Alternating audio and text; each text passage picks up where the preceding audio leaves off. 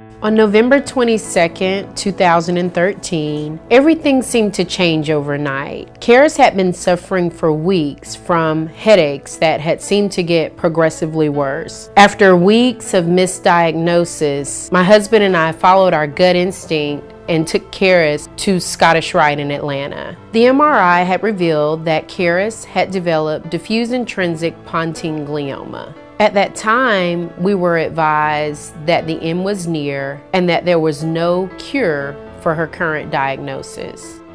I don't think any parent is ever equipped to hear the words that your child isn't going to live.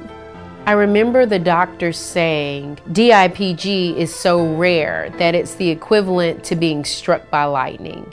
And I keep playing that over and over in my head. It's like being struck by lightning. This was very hard to process. No options for treatment, no cure, no survival rate. Make the best of the time that you have. But we simply couldn't give up on Keris. We began to do research. We began to check on any and every option to help Keris. And we began treatment right away. Keris has undergone 6 weeks of radiation in Georgia at the Winship Cancer Center, 2 weeks of re-irradiation in Texas at MD Anderson, and has had over 18 months of countless doctor's appointments and chemotherapy treatments at Scottish Rite. The fight isn't over yet. We're still fighting for Keris and still fighting for better treatment and still fighting for a cure. Keris was 4 when she received her diagnosis. And prior to that, she was a normal, healthy 4-year-old. She'd never even been sick with a fever. And she literally changed overnight from taking a cocktail of medicines every single day, from being nauseous, from being weak, from not being able to rest at night, from side effects. It was a very dark time for our family. And what we found at that time was when we were at our lowest, that's when everybody made us strong. And it started from simple things, from even making sure we had meals every day. We had people picking up our kids from school. We had people helping with homework. We had people mailing us cards and just encouraging us every single day that there is still hope, even when it doesn't seem like it. Some of the people we knew, some of the people we never met. And that was the most humbling part. People that never met our family a day in our life cared so much about what was happening to our families that they wanted to make sure we weren't alone.